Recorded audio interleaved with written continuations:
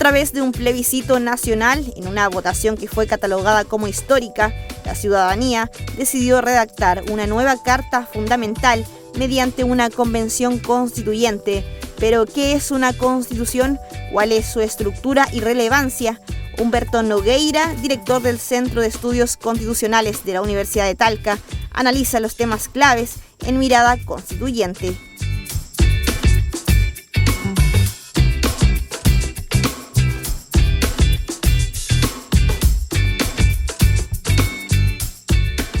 Bueno, una constitución es la norma fundamental de un Estado, es el cuerpo, es el código normativo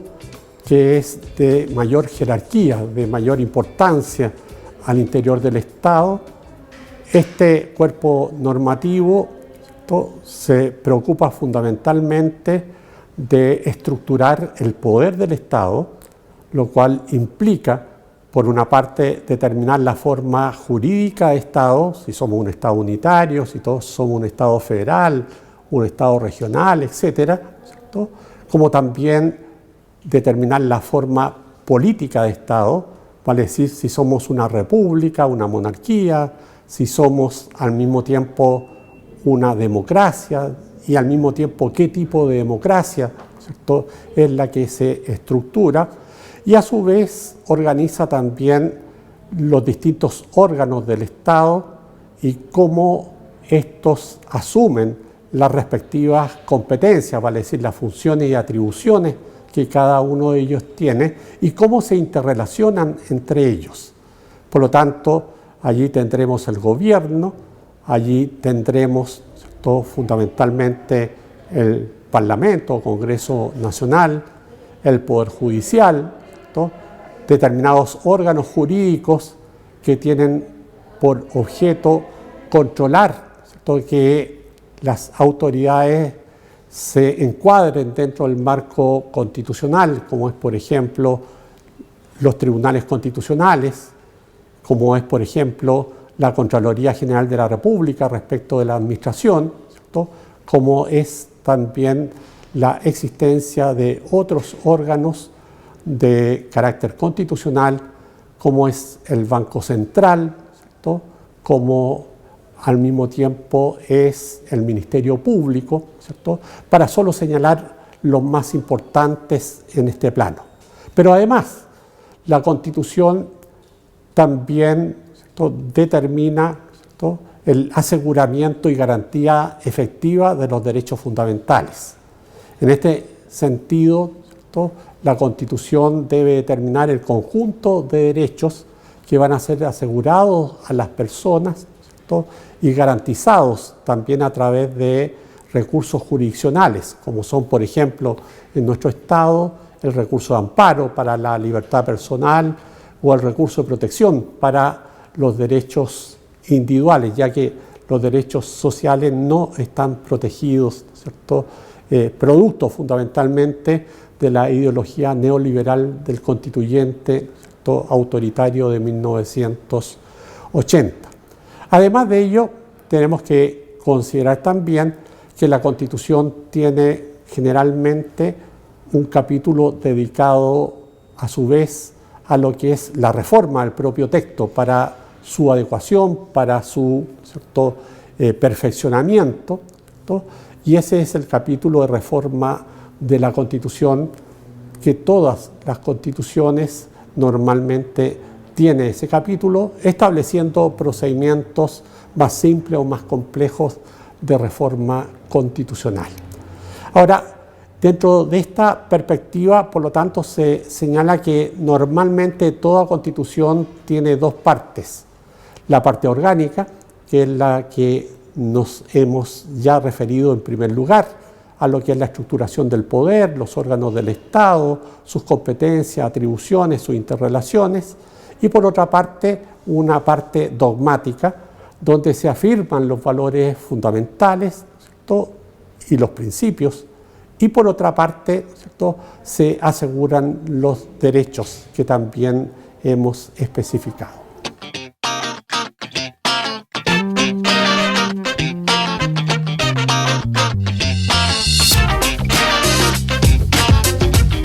próximamente se elige un poder constituyente originario, y en este poder constituyente originario, que tiene como tarea elaborar, reflexionar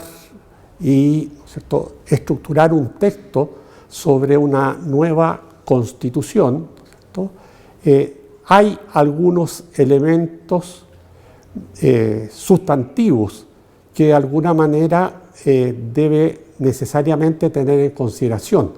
ya que esos elementos sustantivos en definitiva no dependen de carácter unilateral de la propia Convención Constitucional. Por ejemplo, el ámbito del derecho internacional, ¿cierto?, convencional, que se encuentra ratificado y vigente. Ese derecho no depende de la voluntad unilateral del Estado de Chile, sino que en definitiva este es obligatorio para el Estado de Chile, especialmente, ¿cierto?, cuando estamos eventualmente ante normas imperativas de derecho internacional o normas de ius cogens, como son al mismo tiempo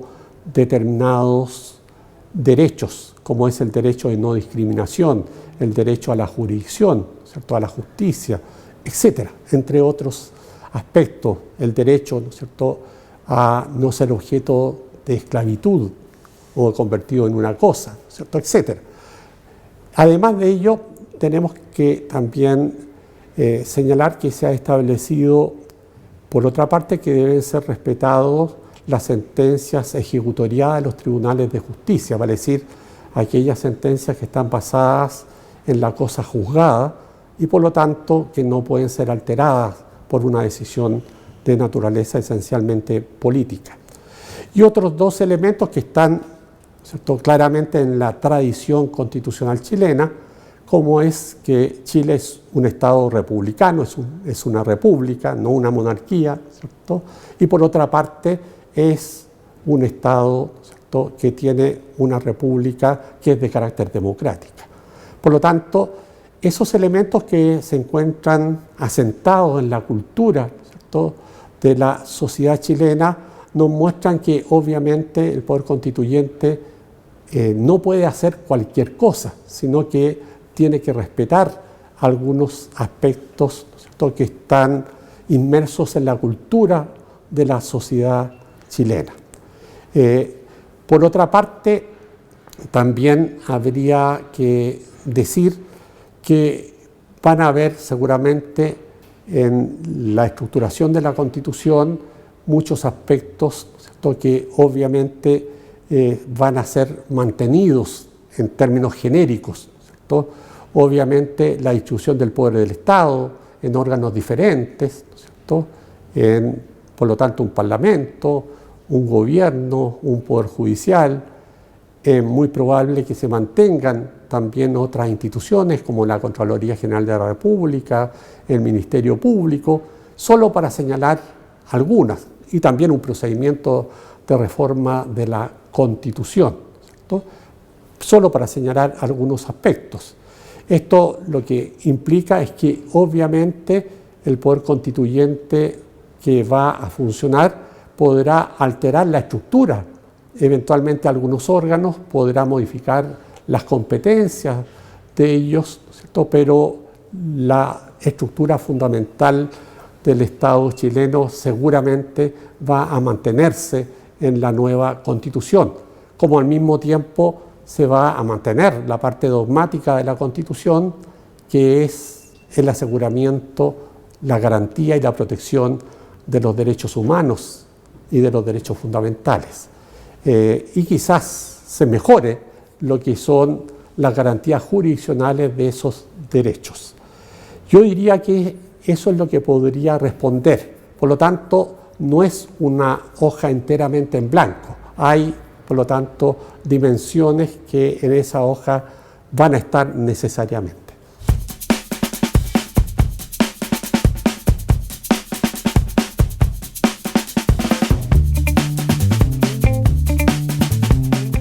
Tendríamos que decir que efectivamente el aseguramiento de los derechos hecho por la Constitución actualmente vigente es limitado,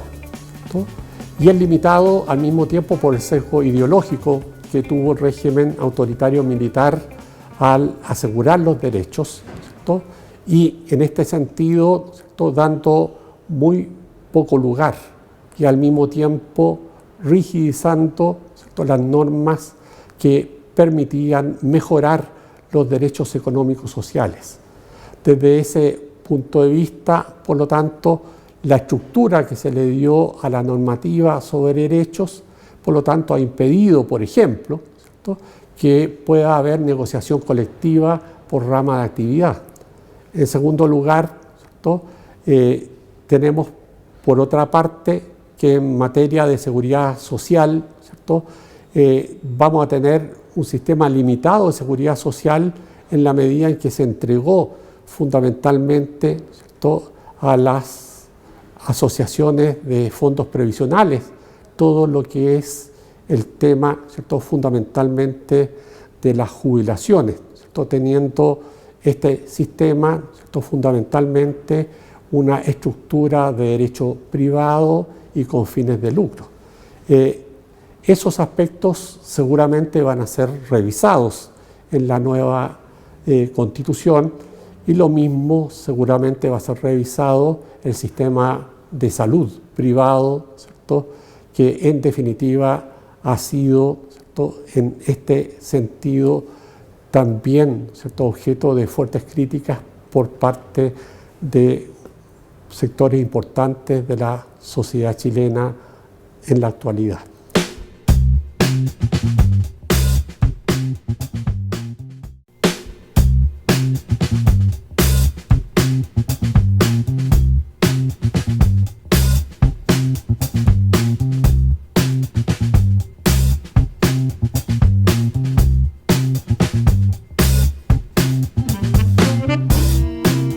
Bueno, yo diría que lo que ocurrió con la Constitución de 1980 es que estructuró un régimen neoliberal en el propio texto de la Constitución. Y en este sentido, esa perspectiva ha hecho crisis, digamos, insostenible en la realidad presente, y por lo tanto lo más probable es que la nueva Constitución estructure un Estado social de derecho,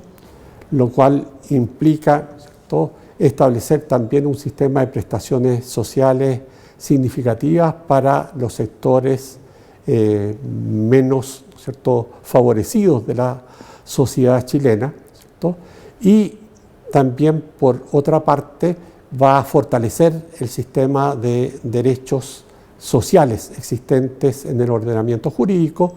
y posiblemente va a limitar, ¿cierto?, restringir algunas cláusulas, ¿cierto?, que eran muy importantes para el sistema neoliberal, como es el favorecer, ¿cierto?, la iniciativa privada y establecer obstáculos, ¿cierto?, fundamentalmente para la intervención del Estado en el ámbito económico y social. Yo diría que esos aspectos seguramente van a ser, ¿cierto?, analizados, van a ser, por lo tanto, modificados, y lo probable, por lo tanto, es que se eliminen disposiciones del orden público económico neoliberal, ¿cierto?, para dejar un sistema más abierto con el objeto de que el legislador, en definitiva, pueda, ¿cierto?, en las distintas opciones políticas que puedan haber en la sociedad chilena, estructurar distintas políticas económicas y sociales en favor de los miembros de la sociedad.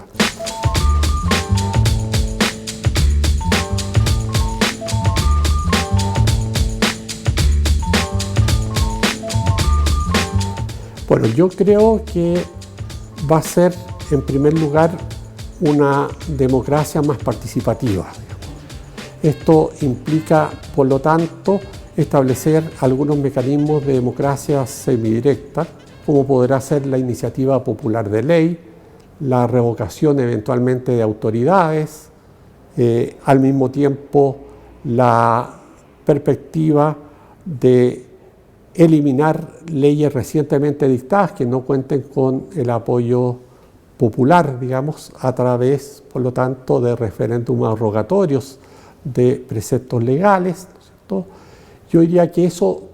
probablemente esté presente, ¿cierto? Al mismo tiempo que va a existir también una descentralización más vigorosa que la que hemos tenido en el ámbito de la administración del Estado. Por lo tanto, se irán a fortalecer los gobiernos regionales, las municipalidades, se les entregarán mayores competencias, como al mismo tiempo mayor financiamiento, ¿cierto?, para que ese proceso pueda llevarse adelante. Yo creo que al mismo tiempo va a haber un debate profundo sobre el tipo de gobierno que hemos tenido en Chile, sobre un presidencialismo fundamentalmente, ¿cierto?, vigorizado, ¿cierto?, que es el más fuerte que existe en el contexto latinoamericano, y en ese sentido las opciones son o un presidencialismo más atenuado o la perspectiva de un régimen o tipo de gobierno semipresidencial. Yo creo que ello ya está presente en el debate, ¿cierto?, previo, y seguramente también va a estar presente y se va a debatir, digamos, dentro de la Convención Constitucional. Por lo tanto, es probable que haya cambios significativos a la forma de gobierno y se profundice claramente el proceso de descentralización del país, ¿cierto?, con mayor participación de la comunidad nacional, permitiendo, por lo tanto, que las comunidades de cada, ¿cierto?, comuna o de cada región o provincia tengan un rol más significativo en el desarrollo de su propio futuro,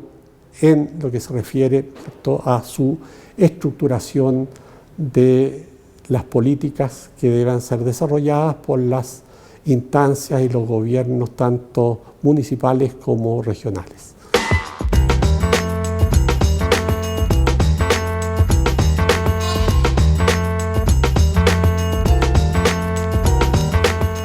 Sí, bueno, yo creo que otro debate importante va a ser fundamentalmente también el futuro procedimiento de reforma de la Constitución. Nosotros tenemos actualmente un procedimiento bastante rígido, ¿cierto?, de reforma de la Constitución, especialmente para determinados capítulos, como son el capítulo primero, el tercero, ¿cierto?, para decir el de base de la institucionalidad, el de derechos y garantías fundamentales, ¿cierto?, el que se refiere al Tribunal Constitucional, al Consejo de Seguridad Nacional, a la Fuerza Armada, al propio capítulo de reforma constitucional. Y yo diría que ellos, ¿cierto?, requieren actualmente, para poder ser modificados,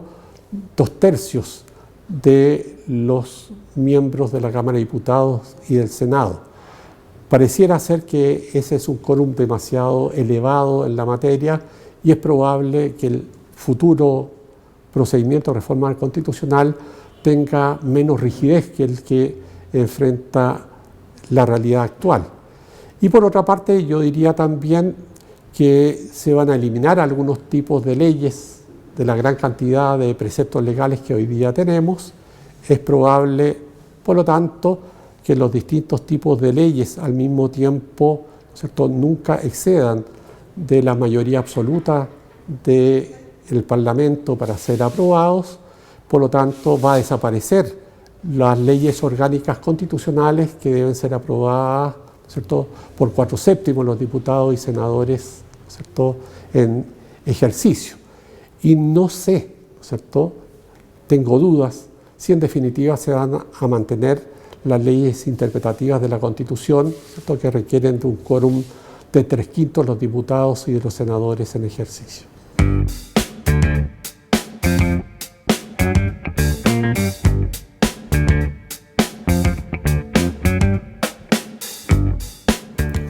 Bueno, yo diría en primer lugar, ¿cierto?, de que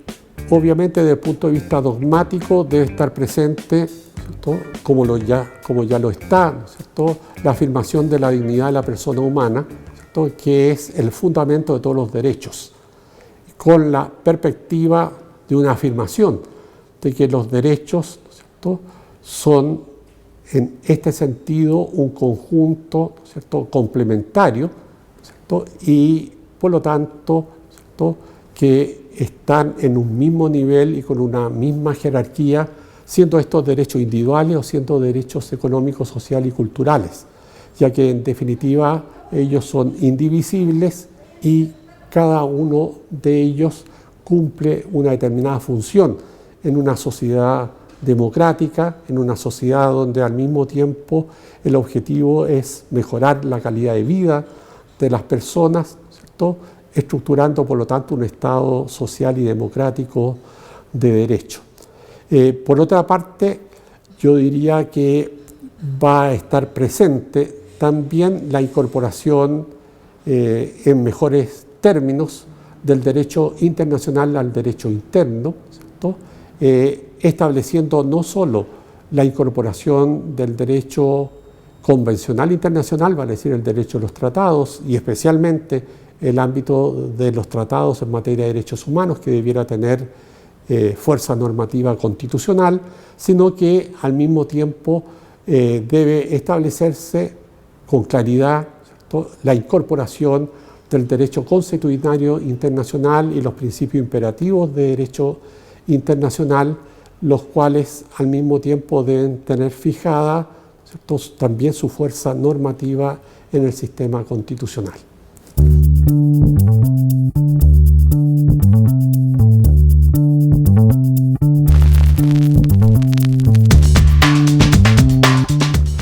Bueno, yo diría que la ciudadanía debe mantenerse activa, deliberante, digamos, para ello, ¿cierto?, debe seguir el proceso constituyente, debe eventualmente también realizar cabildos, concretar la posibilidad de participación en comisiones al interior de la Convención Constitucional, expresar sus opiniones a través de las redes, ¿cierto?, los medios de comunicación social, ¿cierto?, influir a través de asambleas o reuniones, ¿cierto?, que pueda hacer en el ámbito tanto local como regional o de carácter nacional, ¿cierto?, y por lo tanto ejerza una cierta perspectiva también, ¿cierto?, de reflexión en conjunto con la reflexión que hará la Convención Constitucional. Desde ese punto de vista, ¿cierto?, la ciudadanía no puede tener un rol pasivo, ¿cierto?, y no deliberante frente, ¿cierto?, al proceso que el país vive, ya que ellos van a ser precisamente los que van a tener las consecuencias de lo que en definitiva se elabore, sin perjuicio de que en definitiva la ciudadanía va a dar la decisión definitiva sobre el proceso a través del segundo plebiscito o plebiscito de salida, donde además el sufragio será obligatorio para los ciudadanos y los ciudadanos tendrán allí la tarea fundamental de aprobar o rechazar el texto elaborado por la Convención Constitucional. Hay que hacer presente también, ¿cierto?, que si se aprueba el texto constitucional, ¿cierto?, vamos a encontrarnos también con que eso va a implicar, cuando éste sea promulgado, ¿cierto?, va a implicar la desaparición orgánica del actual texto constitucional. En cambio, si en la votación decisiva del segundo plebiscito la ciudadanía, ¿cierto?, rechaza el texto de constitución elaborado por la Convención Constitucional, nos encontraremos que en definitiva continuará vigente la Carta Fundamental que rige actualmente al país.